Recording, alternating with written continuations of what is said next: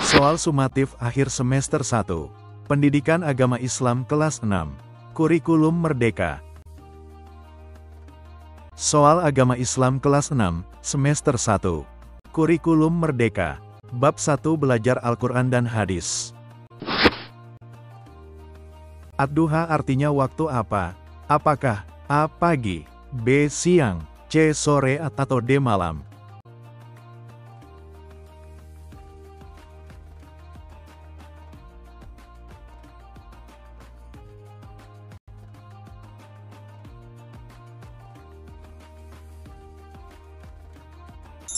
Jawabannya yang A. Surah Ad-duha dikelompokkan ke dalam surah Makkiyah karena diturunkan. Apakah A. setelah hijrah, B. saat haji wada, C. sebelum hijrah atau D. saat Fatu Makkah?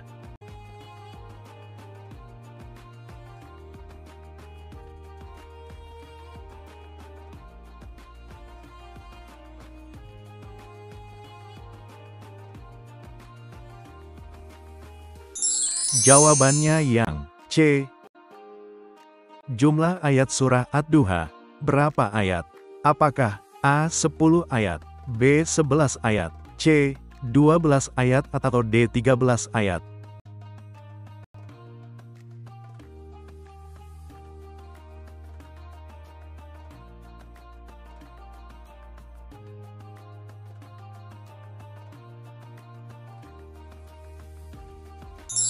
Jawabannya yang B. Perhatikan pernyataan berikut. 1. Bersyukur atas nikmat Allah. 2. Bantahan Allah terhadap tuduhan kafir Quraisy. 3. Terbitnya matahari di waktu pagi. 4. Larangan menghardik anak yatim. Kandungan surah Ad-duha dinyatakan oleh nomor berapa? Apakah A1, 2, dan 3, B2, 3, dan 4, C. 1, 3, dan 4, atau D1, 2, dan 4?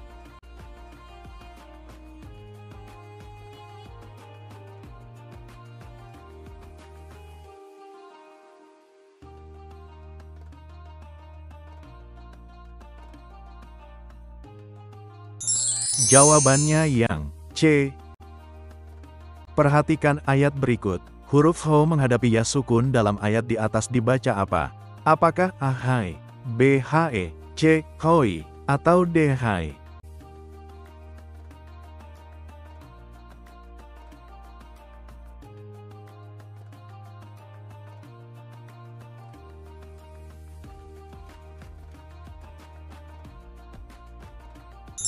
Jawabannya yang C.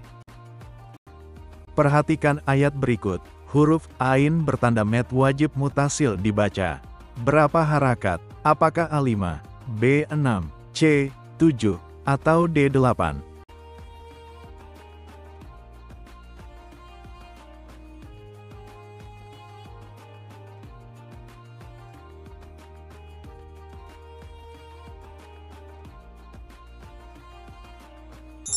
Jawabannya yang B.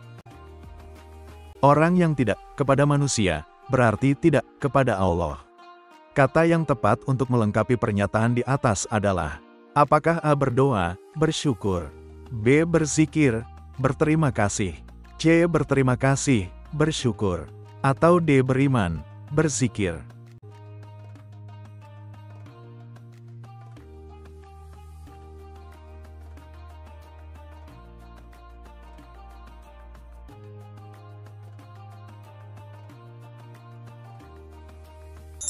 Jawabannya yang C.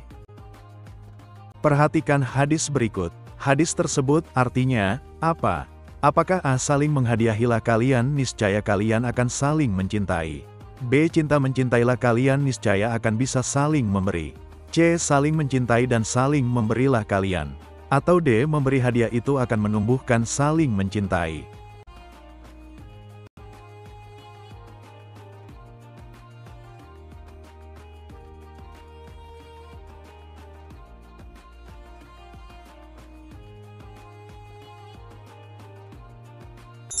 Jawabannya yang C. Setelah keluarga, orang yang didahulukan jika memberi hadiah adalah Siapa? Apakah saudara? B. Sahabat. C. Rekan kerja. Atau D. Tetangga?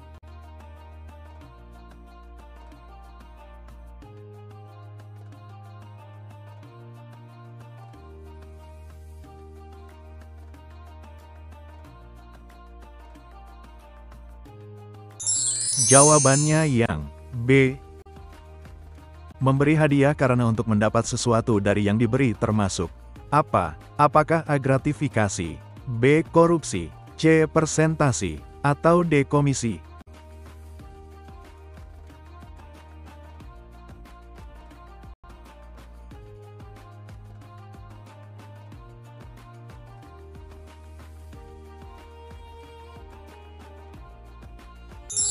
Jawabannya yang A. Soal uraian.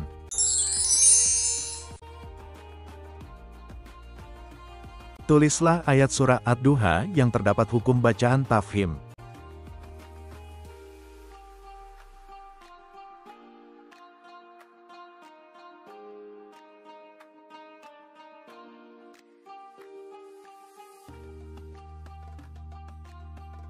Ayat surah Ad-Duha yang terdapat hukum bacaan tafhim adalah ayat ke-9. Tulislah janji Allah Subhanahu wa Ta'ala kepada Nabi Muhammad Shallallahu Alaihi Wasallam yang tercantum dalam surah Ad-Duha.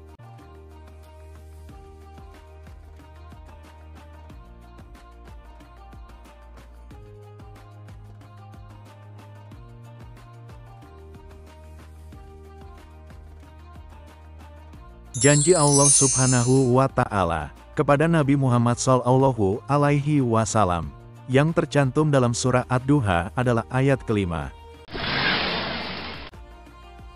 Tulislah satu ayat dari surah Ad-Duha yang di dalamnya terdapat hukum bacaan ishar.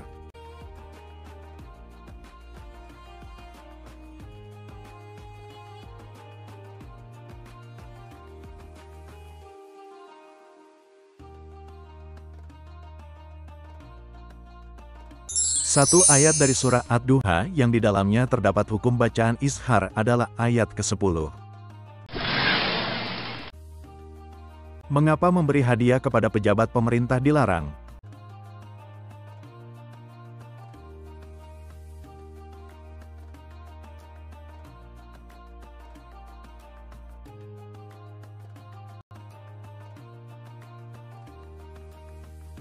Memberi hadiah kepada pejabat pemerintah dilarang karena dapat dianggap sebagai gratifikasi atau bentuk korupsi. Tulislah dua hikmah atau manfaat memberi hadiah.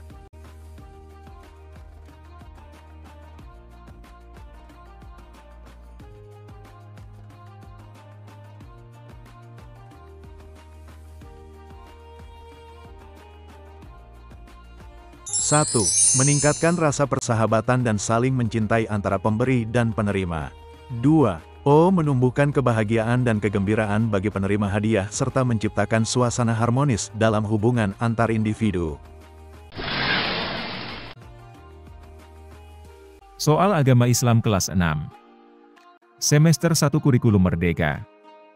Bab 2. Allah Subhanahu wa Ta'ala Maha Segalanya.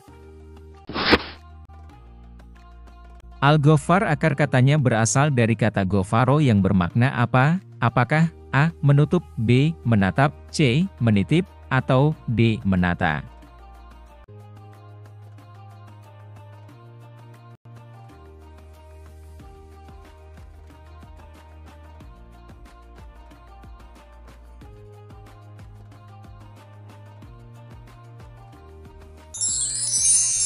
Jawabannya yang A.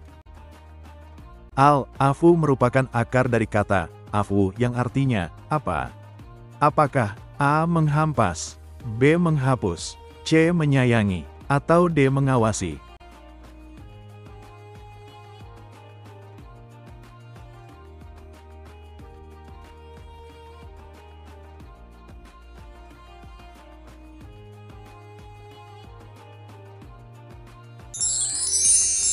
Jawabannya yang B. Allah Subhanahu wa Ta'ala tempat menggantungkan semua harapan makhluk, Ini bukti bahwa Allah Subhanahu wa Ta'ala memiliki sifat apa? Apakah Al-Sobiku, B. Al-Solihu, C. Al-Somadu, atau D. Al-Ghafuru?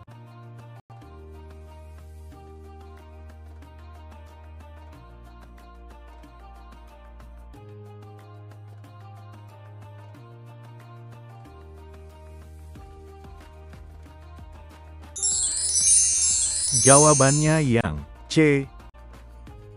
Al-Wahid hampir sama dengan Al-Ahad. Al-Ahad yang artinya Maha Esa. Sedangkan Al-Wahid artinya Allah Maha apa? Apakah A tunggal, B sayang, C satu, atau D penentu?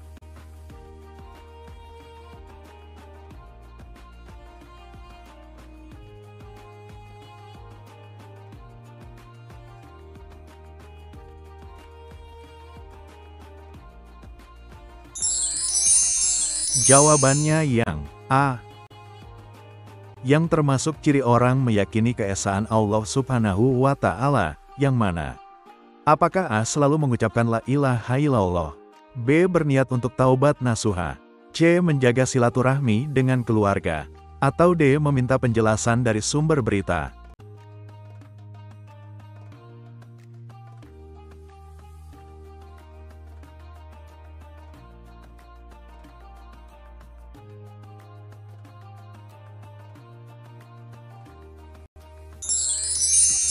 Jawabannya yang A.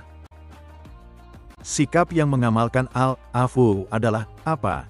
Apakah A. tidak menyimpan barang orang lain, B. menghindar dari urusan orang lain, C. membuang rasa dendam, atau D. fokus belajar untuk mencapai cita-cita?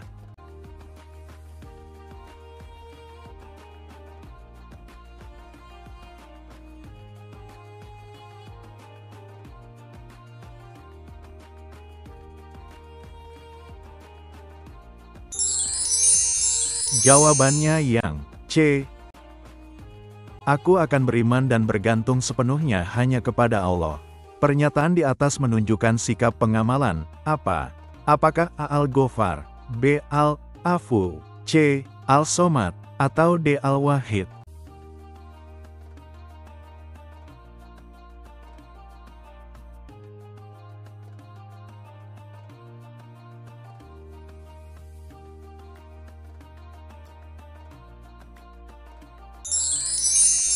Jawabannya yang C. Perbuatan yang termasuk tabayyun adalah yang mana? Apakah A. menyebarkan informasi yang diterima agar cepat diketahui orang, B. mengirim pesan singkat kepada keluarga yang berjauhan, C. meminta penjelasan tentang pelajaran yang belum dipahami, atau D. menelusuri kebenaran berita dengan mencari sumbernya?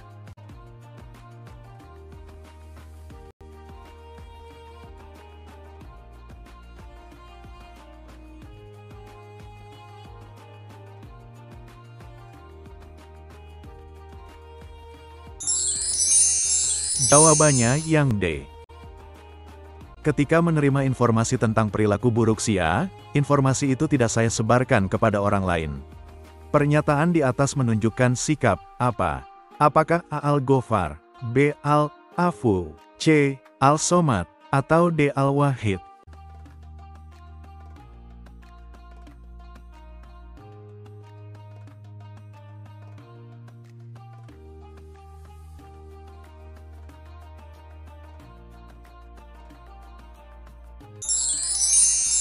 Jawabannya yang B. Informasi dari ketua kelas bahwa besok ulangan PAI. Sedangkan, informasi dari teman-teman ulangan matematika. Dua informasi yang berbeda, membingungkan. Saya harus bertabayun kepada siapa? Apakah A. ketua kelas dan teman, B. guru PAI dan guru kelas, C. kepala sekolah dan guru kelas, atau D. guru PAI dan ketua kelas?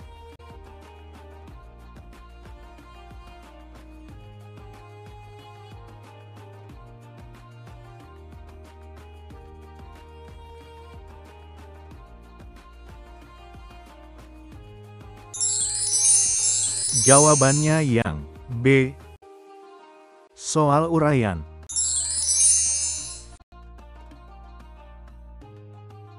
Bagaimana kita mengamalkan Al-Ghafar dalam kehidupan di sekolah?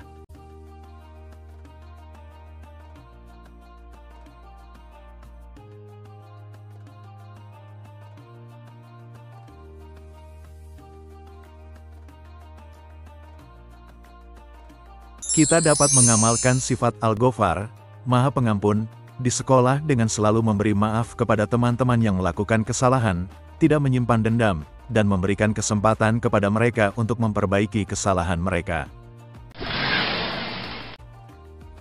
Tulislah contoh pengamalan Al-Afu di rumah.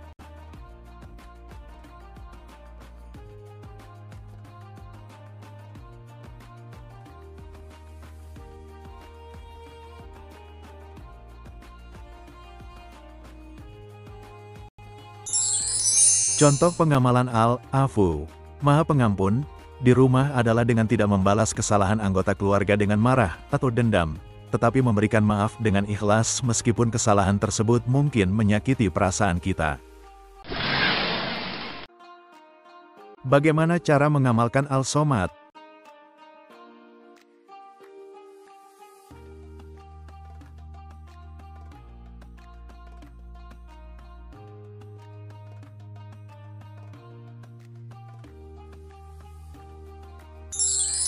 Cara mengamalkan sifat Al-Somad, Maha Teguh, adalah dengan selalu mengandalkan Allah dalam setiap keadaan dan percaya bahwa Dia adalah satu-satunya sumber kekuatan yang sejati. Ini dapat dilakukan dengan memperkuat hubungan spiritual kita melalui ibadah, doa, dan membaca Al-Quran. Mengapa harus bertabayun ketika menerima informasi yang meragukan?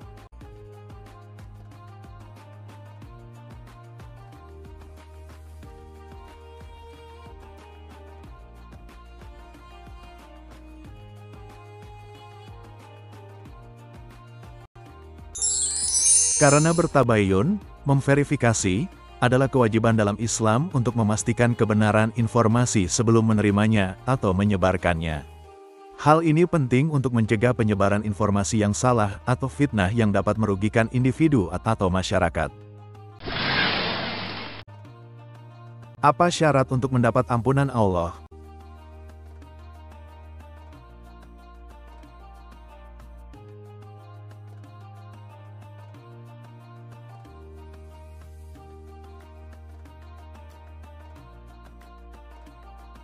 Syarat untuk mendapat ampunan Allah adalah pertama, menyesali dosa-dosa kita dengan tulus dan berusaha untuk tidak mengulangi mereka.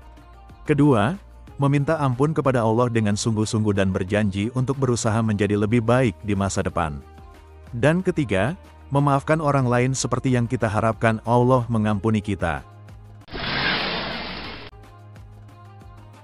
Soal Agama Islam kelas 6, semester 1. Kurikulum Merdeka. Bab 3. Hidup damai dengan saling memaafkan. Soal nomor 1. Berikut ini termasuk definisi maaf menurut Kamus Besar Bahasa Indonesia adalah: A. Menghapus rasa dendam yang mengganjal di hati. B. Ungkapan penyesalan kepada yang dianiaya. C. Sikap dan perbuatan yang disukai oleh Allah. D. Ucapan baik yang mencirikan orang berakhlak.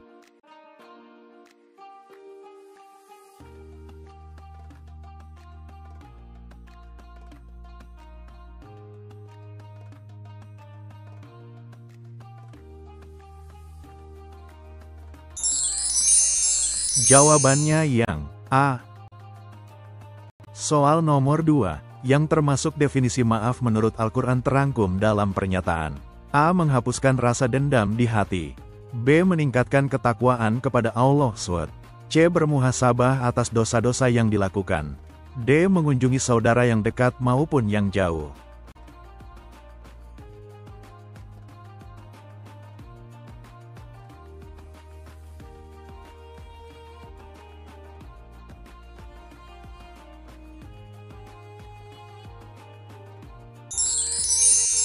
Jawabannya yang B.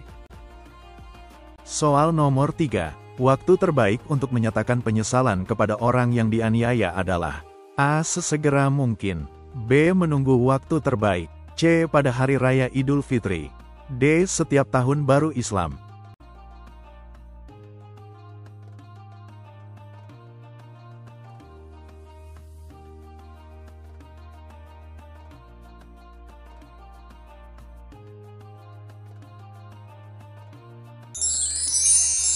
Jawabannya yang A. Soal nomor 4. Kesalahan kepada orang lain yang belum dimaafkan sampai mati. A. Akan ditebus dengan amal baik di akhirat. B. Harus dibayar dengan harga yang ditentukan keluarga. C. Menunggu dibebaskan oleh hakim di pengadilan.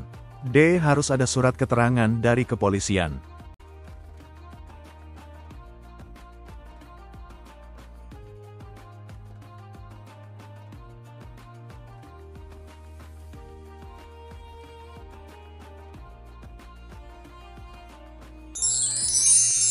Jawabannya yang A. Soal nomor 5. Perhatikan kisah berikut. Seseorang hidupnya penuh dengan maksiat, hampir tidak pernah beramal saleh. Ia meninggal 1 bulan setelah menganiaya tetangganya. Ia belum sempat menyatakan penyesalan. Saudara-saudaranya pun tidak ada yang menyatakan penyesalan untuknya. Menurut sabda Rasulullah Shallallahu Alaihi Wasallam, yang akan terjadi dengan orang tersebut di akhirat adalah A. Akan mencari-cari anak dan keluarganya. B. Menanggung dosa-dosa orang yang dianiaya. C. Memohon ampun kepada Allah. D. Menyalahkan setan yang telah menggodanya.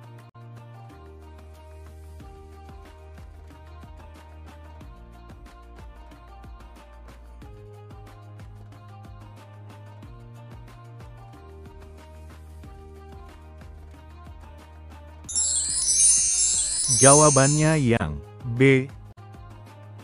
Soal nomor 6. Di bawah ini termasuk syarat menyatakan penyesalan. A. Bersungguh-sungguh mengakui kesalahan. B. Berjanji tidak akan menuntut balas. C. Meminta bantuan kepada orang lain. D. Mempererat rasa persaudaraan.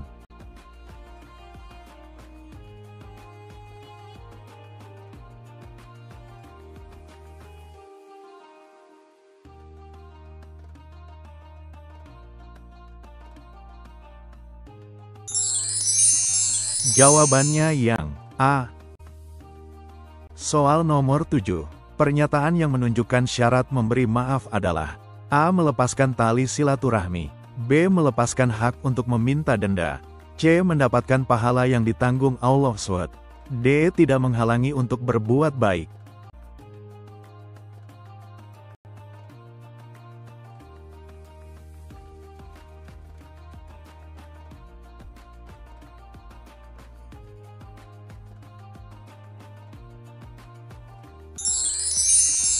Jawabannya yang B. Soal nomor 8. Merasa telah berbuat salah, maka ia berani menyatakan penyesalan.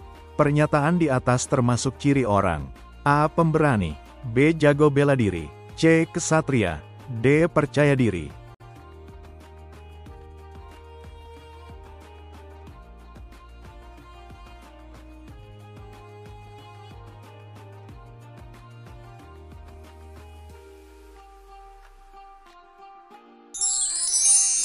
Jawabannya yang C. Soal nomor 9. Hal utama yang harus dihapuskan dari hati pemberi maaf adalah A. Ketakutan.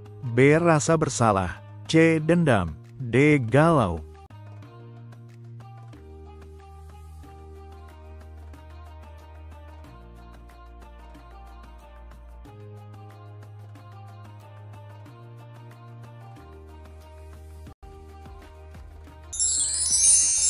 Jawabannya yang C. Soal nomor 10. Yang tidak termasuk hikmah maaf memaafkan adalah A. Mempererat persaudaraan. B. Menciptakan hidup damai. C. Sehat lahir dan batin. D. Merendahkan diri dan kehormatan.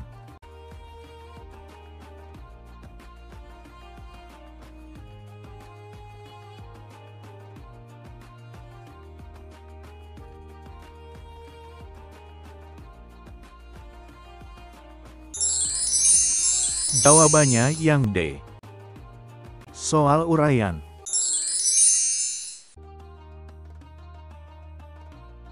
Soal nomor 11. Mengapa menghapus rasa dendam dari hati merupakan bagian penting dalam proses memaafkan?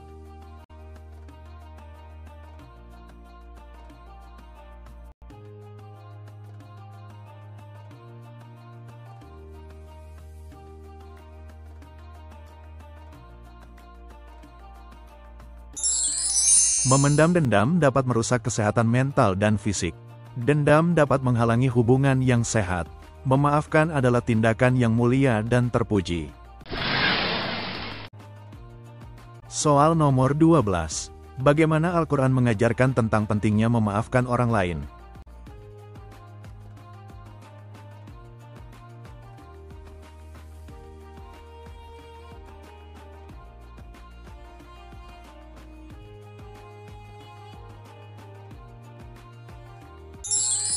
Al-Quran banyak memuat ayat-ayat yang menganjurkan untuk memaafkan orang lain.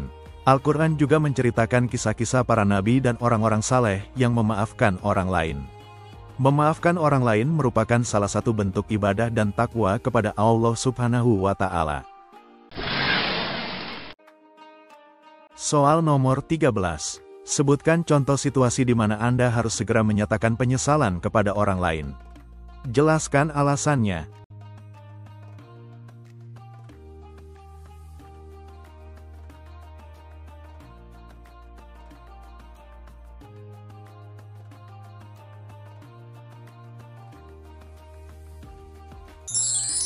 Saat melakukan kesalahan yang menyakiti orang lain secara fisik atau emosional.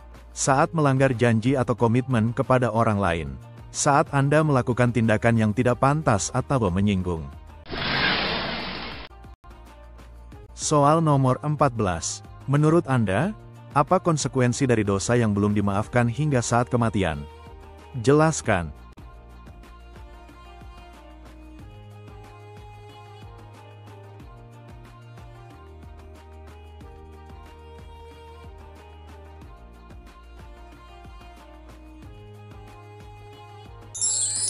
Menurut ajaran Islam, dosa yang belum dimaafkan hingga saat kematian akan ditanggung oleh orang yang meninggal dan dapat menghalangi seseorang untuk masuk surga. Soal nomor 15. Bagaimana cara memaafkan seseorang yang telah menyakiti? Jelaskan langkah-langkah yang dilakukan.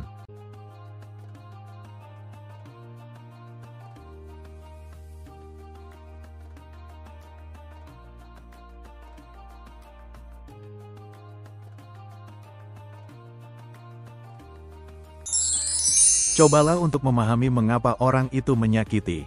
Berdoalah kepada Allah Subhanahu wa Ta'ala untuk membantu memaafkan. Berdoalah kepada Allah Subhanahu wa Ta'ala untuk membantu memaafkan.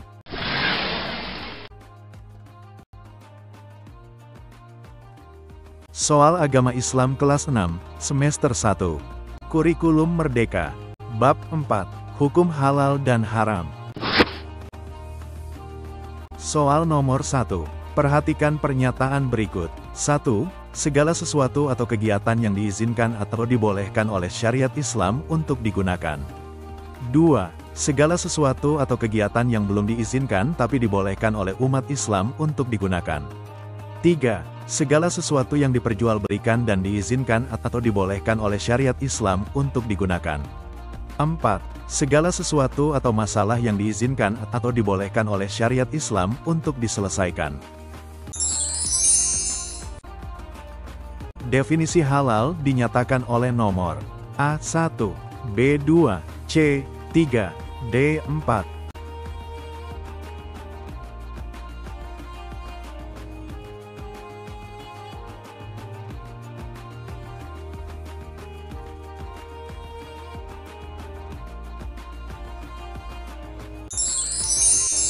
Jawabannya yang A.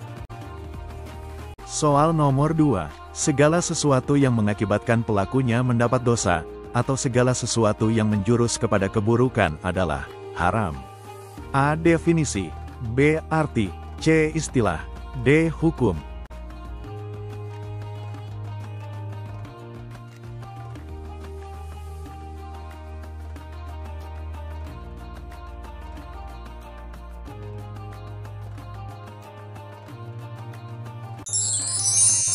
Jawabannya yang A.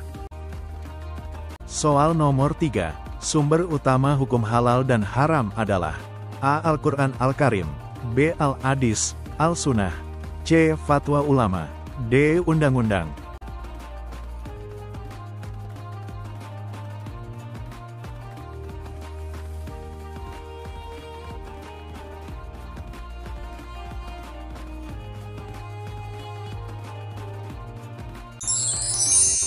Jawabannya yang A.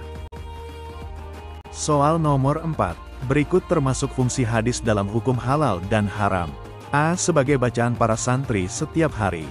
B. Memperkuat hukuman pertama dan utama. C. Menjelaskan yang dimaksudkan oleh Al-Quran. D. Ucapan, tindakan, dan persetujuan Nabi Muhammad SAW.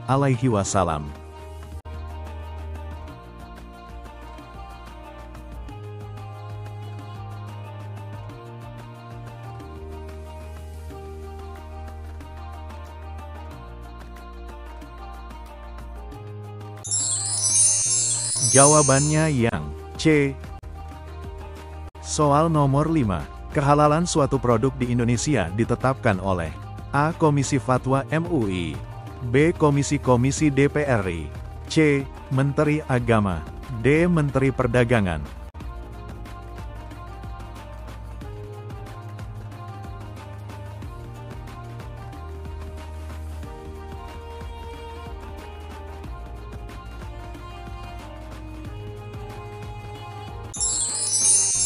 Jawabannya yang A. Soal nomor 6. Konon sebuah restoran dikabarkan membeli daging sapi yang mati tertabrak. Daging tersebut diolah dengan baik, di tempat yang bersih, alat modern, dan juru masak yang ahli.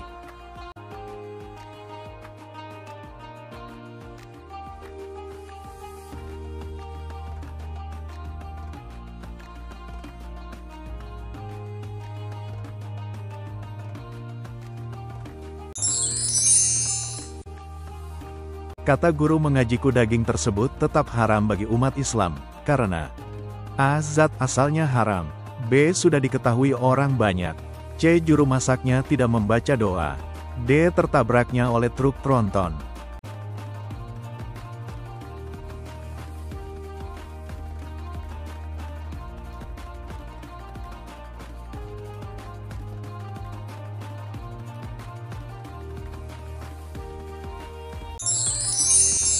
Jawabannya yang A. Soal nomor 7. Seorang anak membeli kupon Rp2.000.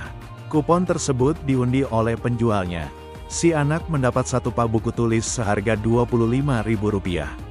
Guru pendidikan agama Islam memberitahu bahwa buku tersebut hukumnya haram, karena A. Diperoleh dengan cara judi, B. Harga buku terlalu mahal, C. Harga kuponnya terlalu murah, D. Pengundiannya tidak adil.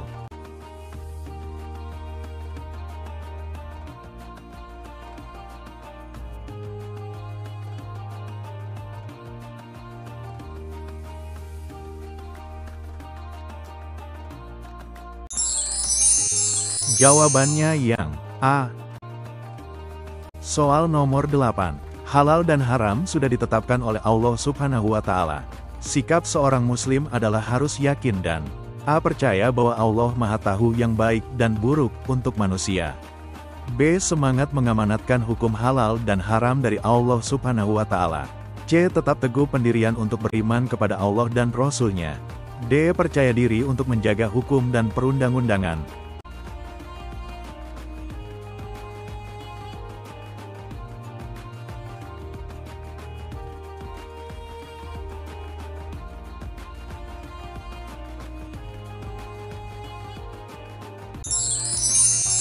Jawabannya yang A.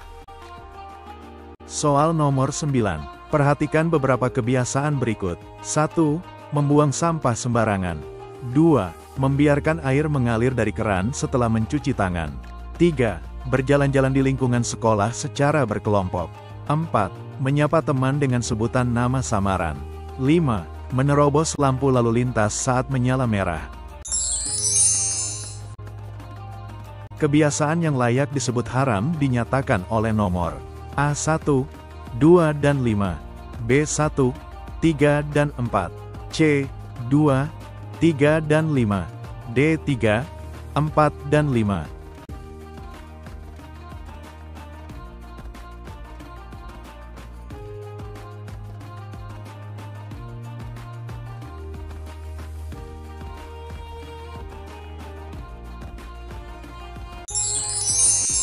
Jawabannya yang A.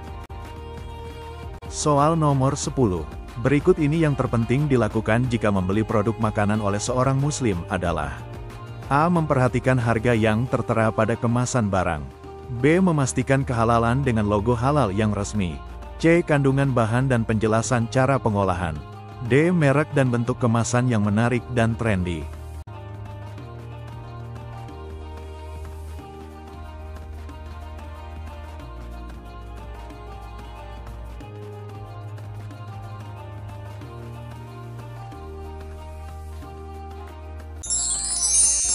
Jawabannya yang B. Soal uraian.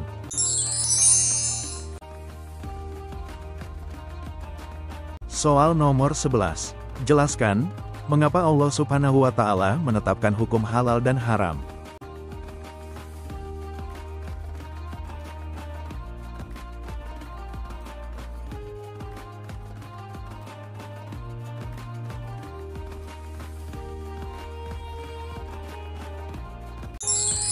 Allah Subhanahu wa Ta'ala menetapkan hukum halal dan haram sebagai petunjuk hidup bagi manusia agar mereka bisa membedakan antara yang baik dan buruk. Tujuan utamanya adalah menjaga kemaslahatan manusia baik dari segi fisik, mental, maupun spiritual. Halal dan haram juga untuk melindungi umat manusia dari tindakan yang merugikan dan memberikan kehidupan yang baik serta sesuai dengan fitrah manusia. Soal nomor 12. Tulislah, apa definisi haram?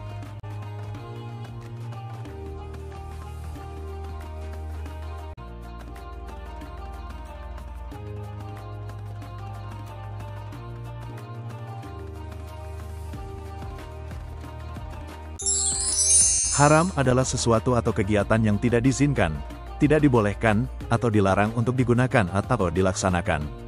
Haram adalah sesuatu atau kegiatan yang tidak diizinkan, tidak dibolehkan, atau dilarang untuk digunakan atau dilaksanakan. Soal nomor 13. Jelaskan, apa yang bisa menyebabkan seekor ikan gurame menjadi haram dimakan?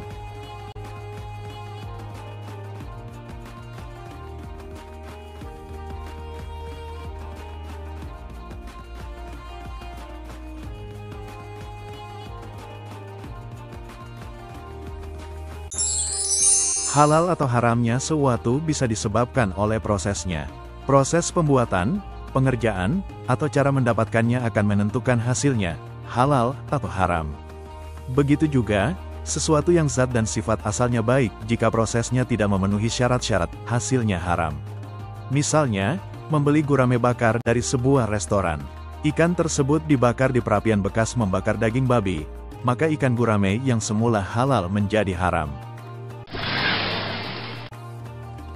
Soal nomor 14. Tulislah Al-Quran Surat Al-Maidah ayat 87 lengkap dengan terjemahannya.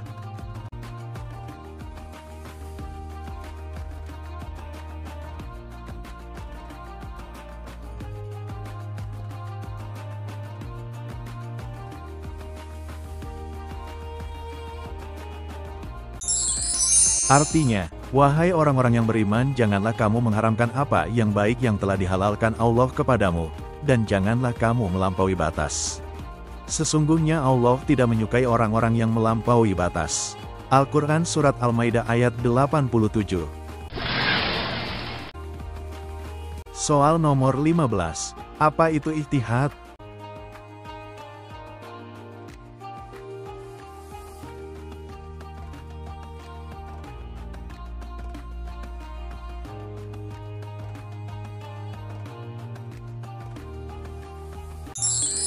Ijtihad berasal dari kata ijtahada, yajtahidu, ijtihadan, yang merupakan akar kata jahada yang artinya adalah upaya atau kemampuan.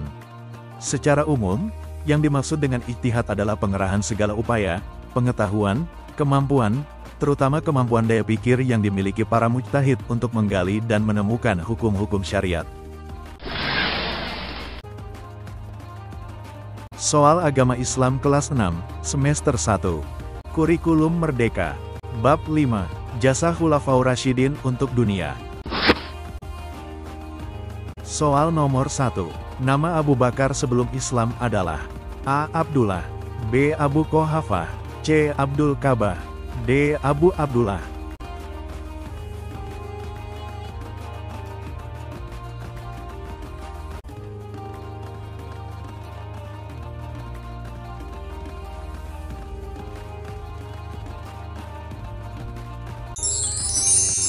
Jawabannya yang B.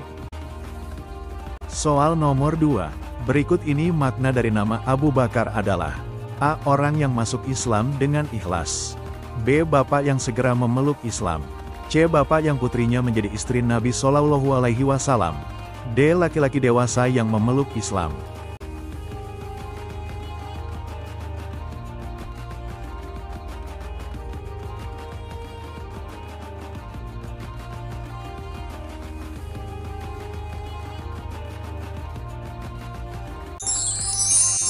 Jawabannya yang B.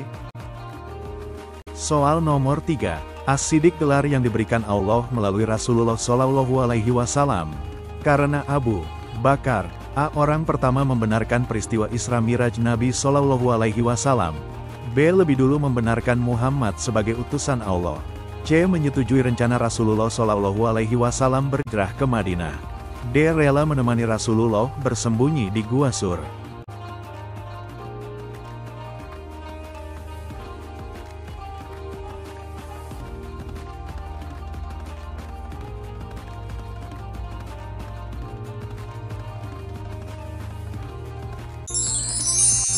Jawabannya yang A. Soal nomor 4. Ketokohan Umar di kalangan kaum Quraisy diwarisi ayahnya yang bernama Khattab dan ibunya bernama A. Siti Aminah, B. Fatimah, C. Hantamah, D. Khadijah.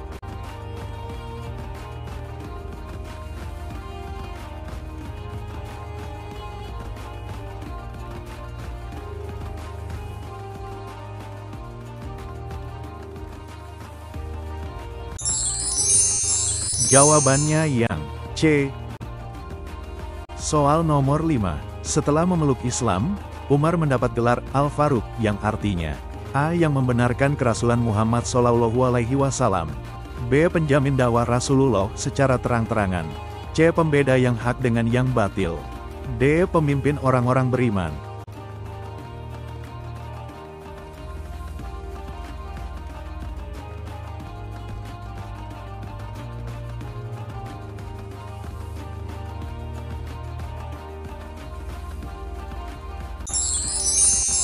Jawabannya yang C. Soal nomor 6. Berikut adalah nama-nama tokoh Quraisy yang diajak memeluk Islam oleh Abu Bakar, A. Umar bin Khattab, Zubair bin Awam, dan Utsman bin Affan. B. Zubair bin Awam, Sa'ad bin Abi Waqqas, dan Ali bin Abi Thalib. C. Yolha, Utsman bin Affan, dan Abdurrahman bin Auf. D. Abu Lahab, Utsman bin Affan, dan Abdurrahman bin Auf.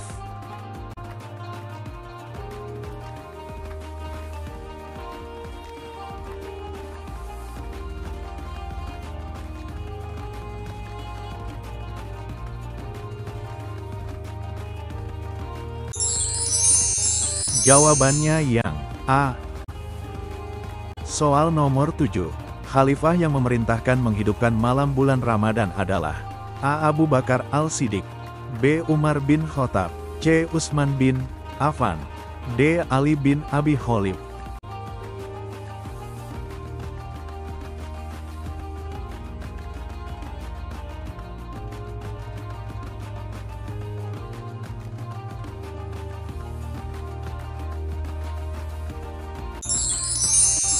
Jawabannya yang B. Soal nomor 8. Perhatikan pernyataan berikut. 1. Membangkitkan kepercayaan diri muslimin saat Rasulullah Shallallahu Alaihi Wasallam wafat. 2. Membangun lembaga kepolisian dan militer untuk keamanan negara. 3. Berhasil mengumpulkan Al-Quran dengan menugaskan Zaid bin Abid. 4. Membuat peraturan pengelolaan keuangan negara. 5. Menegakkan kewajiban salat dan membayar zakat. Jasa kekhalifahan Abu Bakar ditunjukkan nomor A1, 3, dan 5, B1, 2, dan 4, C1, 3, dan 4. D. 1, 2, dan 5.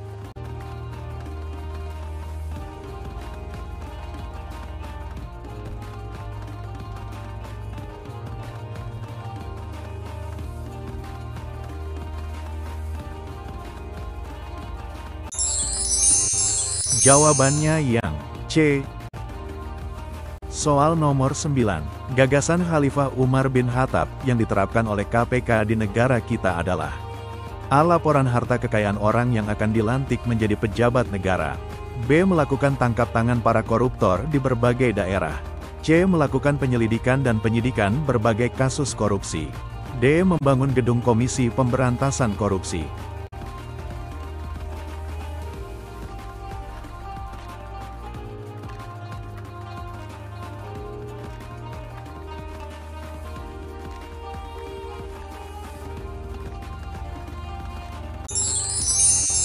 Jawabannya yang A.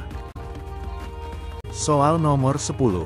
Selama kekhalifahan, Umar bin Khattab berhasil membangun berbagai kota. Umar menjadi khalifah selama tahun A. 10, B. 11, C. 12, D. 13.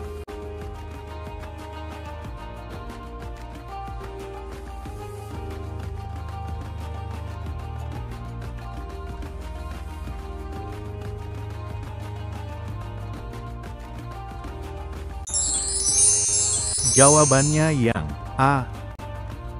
Soal uraian.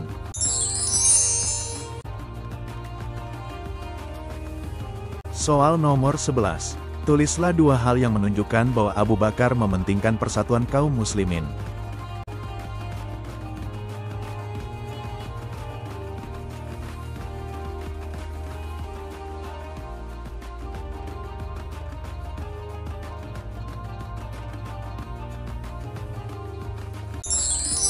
Satu, Abu Bakar mempersatukan kaum muslimin setelah wafatnya Rasulullah SAW dengan memimpin musyawarah di Sakifah.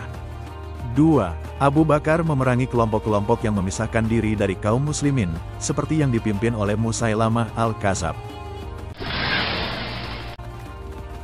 Soal nomor 12. Apa yang dilakukan Abu Bakar saat kaum muslimin tidak mempercayai bahwa Rasulullah SAW wafat?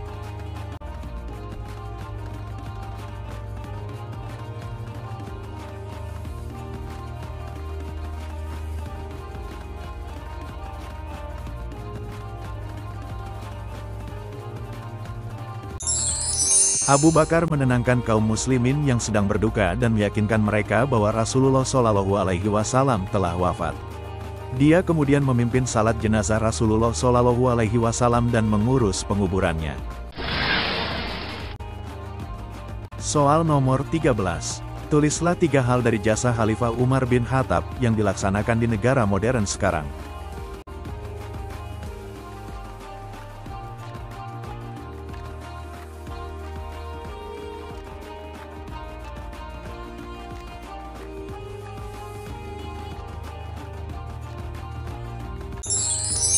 Satu, Umar bin Khattab mendirikan Baitul Mal, yaitu lembaga keuangan yang mengelola keuangan negara. Sistem ini masih digunakan di banyak negara modern. 2. Umar bin Khattab mendirikan sistem peradilan yang adil dan efisien. Sistem ini menjadi dasar bagi sistem peradilan di banyak negara modern. 3. Umar bin Khattab memperluas wilayah Islam dan membangun infrastruktur di wilayah tersebut.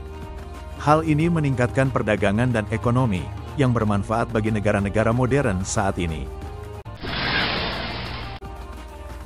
Soal nomor 14. Siapa yang mengangkat Abu Bakar menjadi khalifah?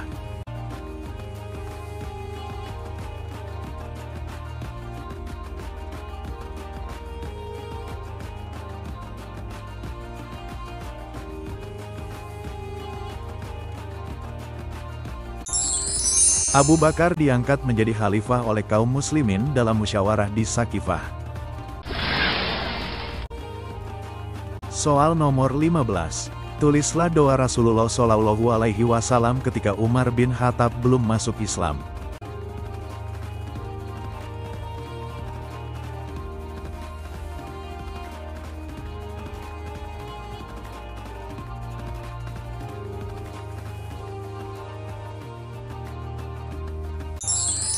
Rasulullah Shallallahu Alaihi Wasallam berdoa agar Allah Subhanahu Wa Taala memberikan hidayah kepada Umar bin Khattab dan menjadikannya sebagai orang yang bermanfaat bagi umat Islam. Doa ini menunjukkan bahwa Rasulullah Shallallahu Alaihi Wasallam melihat potensi kebaikan dalam diri Umar bin Khattab, meskipun saat itu Umar bin Khattab belum masuk Islam.